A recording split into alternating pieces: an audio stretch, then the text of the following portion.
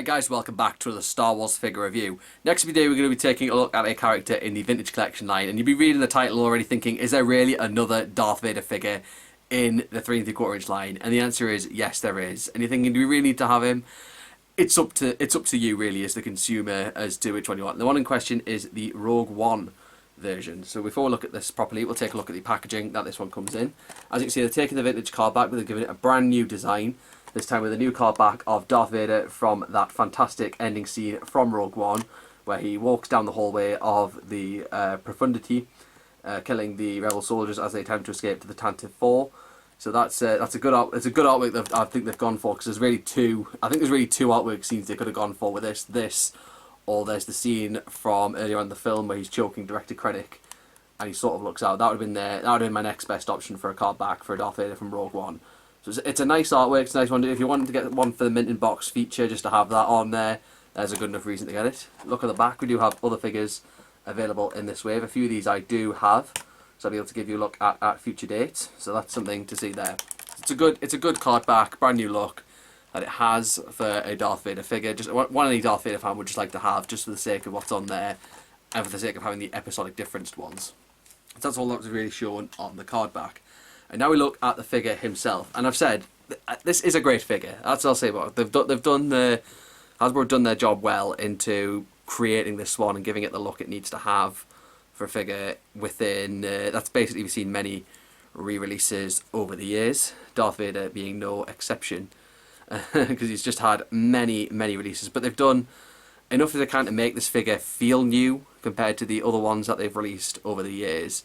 And one of the major things I give this figure plus points on already is the right hand, because there's been something that's been plaguing Darth Vader figures since 2005 was the open-palmed right hand. We had it in the 2005 release, and then they carried it over in 2008 with the Legacy Collection, and again with the reissue there, and then the Vintage Collection original line for Empire Strikes Back, that had the open-palmed right hand, and then they had it again for the Dagobah Test Darth Vader. They had it for the Darth Vader figure that first came out in the Black Series in 3 3/4 line that had the Han Solo blaster.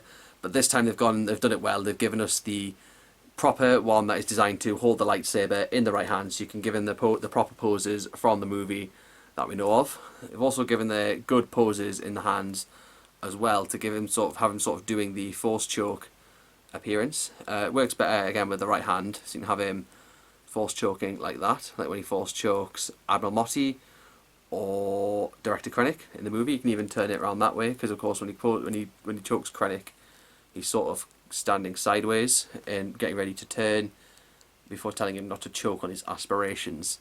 So that's good there, what they've done with the hand to make it basically look like it can hold the lightsaber and like it's choking. So that's something to give this one plus points on compared to other Darth Vaders. And the lightsaber design is fairly well done, sculpted too. It's just the basic Darth Vader lightsaber that we know and love him for, know and love basically over the years, that we've just all come familiar with. And that fits well into his hand there, and does fit well into the other one too. Looking further down, there is the obvious notable thing that makes you know that this is definitely a figure from Rogue One and A New Hope, and not Revenge of the Sith, The Empire Strikes Back, or Return of the Jedi. And that's the inner robe located here, as usually it goes under the chest plate and not over it. So that's a good thing that Hasbro have kept to that. And the rest of the figure and aesthetic does fit really well. Usually he has the cloak in a sort of draped down position around the sides, and I've just dropped the lightsaber there. That's usually when he's not holding it. It is kind of hard to hold it in place, but that's always been a case with the Darth Vader figures. And as you can see, you can't really get it on a straight flat as a result of the plastic goods on the inner robe. And that's something I think that's something where the figure does kind of go down, because they've gone for a plastic goods on the lower skirt bit, whereas many times over the past they've always given us soft goods on the lowest. I think the figure does lose points on that remark, but everything else doesn't make it. It scores well high up on everything else. Like the sheer detail on the thing. Like when I got this out, it's going to sound silly, when I got this out of the packaging, it smelled nice as well. Like that's how good. I think they have sort of a faux leather design they've gone with to make this figure what it is. But we'll look at the mask now. Like that mask is a brand new sculpt for Darth Vader there, and they've really gone into the effort on this. They've got the bronze filters there, And if any of you got the Black Series 40th anniversary Darth Vader from 2017, you know how well they did with the sort of little grey features that they had on the side. They've actually copied that over onto this figure, so that really helps it stick out on being a Darth Vader figure to have in your collections, and that stands really well with what this figure is. I really like it for Darth Vader there. Run down the articulation. For the first time we do get a ball jointed head in the Darth Vader figure. It's very rare we've seen those in the figures, but we do have one on this figure. There is no removable helmet underneath, but of course because Darth Vader is never seen in his suit without the mask on in Episode 4 or Rogue One. Ball hinge shoulders and elbows. The old usual ball-jointed swivel forearm. Ball-jointed torso, which is very restricted as a result of the plastic goods here. There's ball-hinged hips, which you can stick out. It does well for if you want him to maybe be kneeling down towards the Emperor. And the usual one is just the usual ball-hinged knees and ball-hinged ankles. So it kind of just feels, from the waist down, with the exception of this, it's kind of just a kit bash from the Darth Vader figures that we've had from the Episode 5 and 6 line there.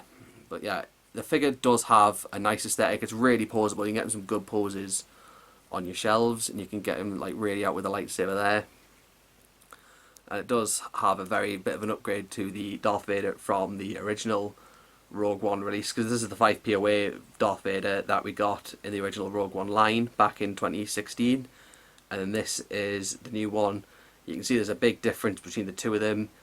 I think maybe this one has a better view on the cape because it gives it a better flow, but everything else this one gets the plus points for. That's when it comes to it. So it's worth having if you haven't got a Darth Vader in your collection, but it's also worth having if you just want a new one there, or you want a new one to have on your shelf, or one that can just hold the lightsaber in the right hand, as I've said.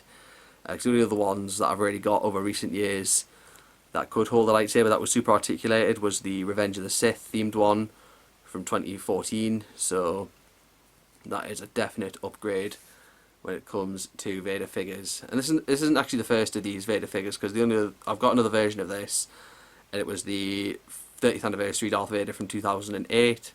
So it does feel like an upgrade on that one as well, just a little bit really, with the added articulation. So it does have a plus point to that, because that one had the plus points of having the removable helmet, but this one gains the plus points and everything else compared to that. So there is a great Darth Vader. This is just a great addition to Darth Vader figures. It's up to you really if you want to get him. If you want the specific style and you haven't got a Rogue One Episode 4 style, then this is the one to go for. But if you haven't got the Rogue One Episode 4, if you've got like the 30th anniversary one, just stick with that. Really, there's not much else you're missing with this. It's a figure that's it's there if you want it, sort of thing. I'll leave a link to where you can buy it from Star Action Figures in the description below. And as I said, the card back is a nice design for it well. So minting box collectors could probably want this one just for the card back idea of what it is, so you can have something different looking there. I picked this one up from Forbidden Planet myself, but it should be available on online retailers and including Smith's Toys. So I will leave a link to this down in the description below to where you can pick this guy up. I do hope you enjoyed looking at this Darth Vader figure, and if you want to get him, you can get him, as I said. And do drop a like on this video if you enjoyed it, leave a comment, and subscribe for more content, and I'll be back for reviews in the next video.